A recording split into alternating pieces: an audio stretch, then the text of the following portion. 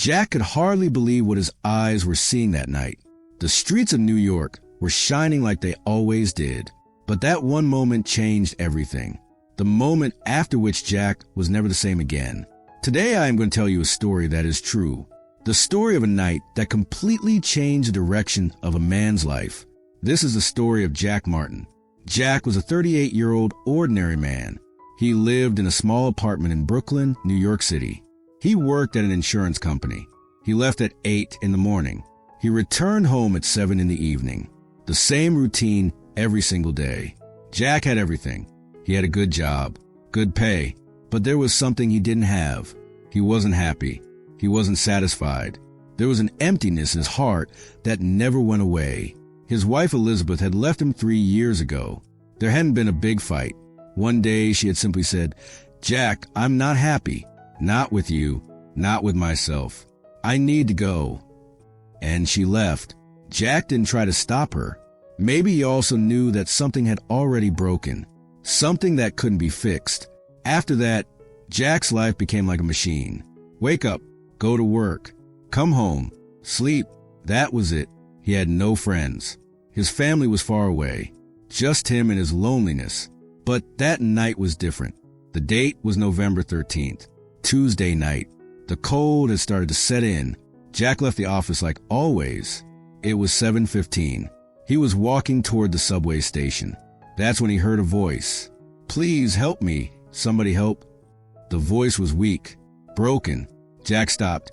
He looked around. People were busy in their own worlds. No one had heard it. Again the voice came. "Please help." It was coming from an alley, a dark, narrow alley. Jack's heart started pounding. He knew, in New York, going into a dark alley meant inviting trouble. But that voice, it carried so much helplessness. Jack thought for a moment, then he turned toward the alley. As soon as he stepped inside, the darkness grew thicker. The streetlights didn't reach there. Jack turned on the flashlight on his phone. 10 steps ahead, he saw him. An old man was lying on the ground. His clothes were torn. There were bloodstains on his face. Jack ran to him. "Sir, what happened? Are you okay?" The old man opened his eyes. There was pain in them, deep pain. "My bag," he said. "They took it." Jack said, "I'll call the police." "No." The old man grabbed his hand. "That bag, there was something very important in it.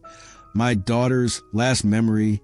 Before Jack could say anything, tears started rolling down the old man's eyes. "My daughter, she passed away 3 months ago. Cancer. In that bag was her diary. Her photographs, that's all I had left." Jack's throat went dry. He didn't know what to say. He looked around. The alley was empty. The thieves were nowhere in sight. "I'll look," Jack said, not even knowing why he was saying it. The old man looked into his eyes and said, "You're a good man." Jack helped him sit up. Then he took off his coat and wrapped it around him. "Stay here. I'll be back." Jack stepped out of the alley, came onto the street, looked around carefully. A little distance away, 3 boys were standing. One of them was holding an old bag. Jack's breathing quickened. It was them. He started walking toward them. "Stop," Jack called out.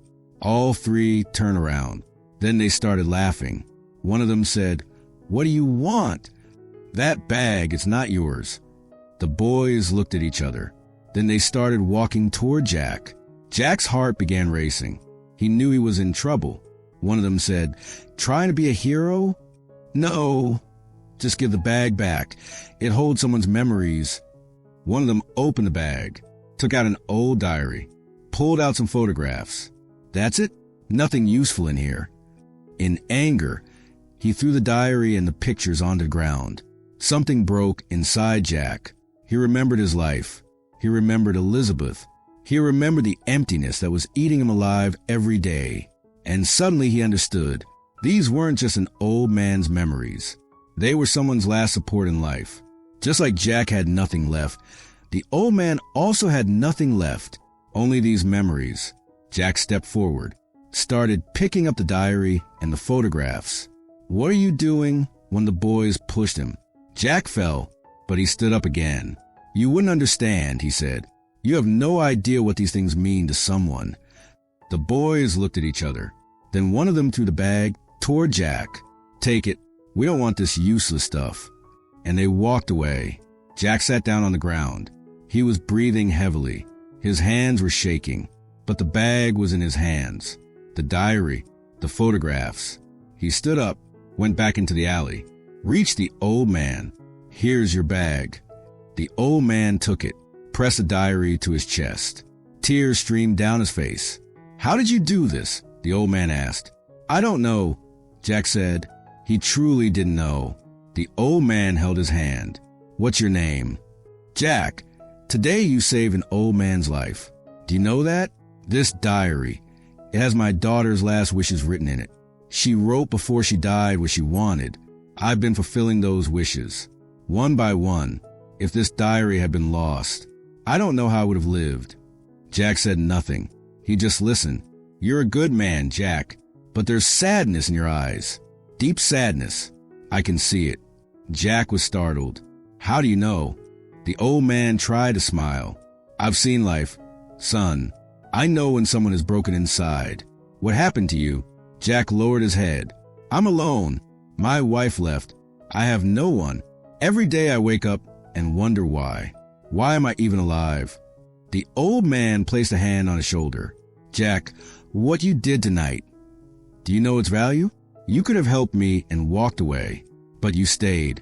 You risked your life for my memories. People like that are rare today." Tears filled Jack's eyes. "I didn't do anything special." "No, Jack, you did a lot. You showed me that good people still exist. And you know what? You showed yourself something too. That you can still feel. That you can still do something for someone. You're not dead, Jack.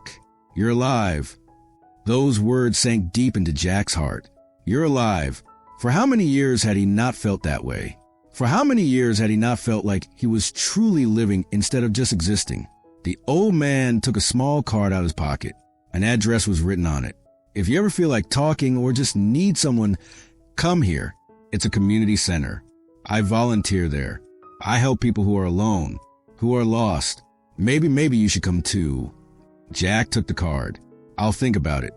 "You'll come. I know you will." Jack walked him to a taxi. The old man left. Jack stood there for a long time. That night, when Jack returned to his apartment, something had changed. He didn't know what it was, but he could feel it. For the first time in 3 years, he felt like he had done something meaningful. The next day, Jack went to work. Everything was the same, but Jack was different. He talked to his coworkers. For the first time in months, he laughed. He smiled. That evening, as he was heading home, he looked at the card the old man had given him. He made a decision. The next Saturday, Jack went to the community center. It was a simple building. Inside, he saw people sitting, all different ages, all sharing their stories. The old man was there. When he saw Jack, he smiled. "I knew you'd come." Jack sat down, started listening to people's stories, their pain, their hopes, and for the first time, he felt like he wasn't alone. Weeks passed. Jack kept going there. He started meeting people, helping them, sharing his own story too. Slowly, that emptiness began to fill. One day the old man said to him, "Jack, do you know what I thought the first time I saw you?" "What?" "I thought this boy has given up. But now I see that you're fighting. You're coming back." Tears filled Jack's eyes. "You saved me. That night you saved me." The old man shook his head. "No, Jack, you saved yourself. You just needed a reason, and you found it." Months passed. A year went by. Jack's life had completely changed. He still had the same job, but it wasn't just a job anymore. It was a part of his life. He had friends now. The people at the community center had become his family. And most importantly, Jack had started living again. That night had changed everything. That cold New York night had shown Jack that life isn't just about yourself. When you do something for someone else, you're actually doing something for yourself. Today, Jack volunteers at that community center. He helps people who are lost, who are alone. And whenever someone new comes, he tells them the story of that night, the story of that New York night that changed his entire life. The old man's name was Harry. he still comes to the center. And every time he sees Jack, he smiles because he knows. Sometimes we don't go to save someone else.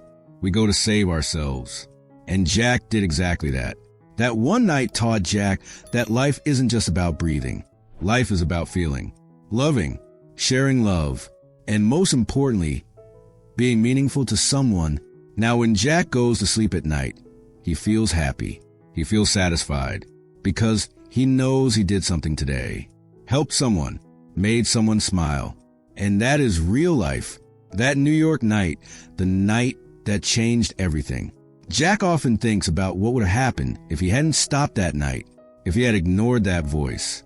Maybe he would still be the same, alone, lost, dead inside. But he listened, he helped, and he saved himself. That is life's greatest truth. We are all lost. We are all wandering in the dark. But when we become light for someone else, we become light for ourselves too. Jack learned that. And today, he is happy. Completely.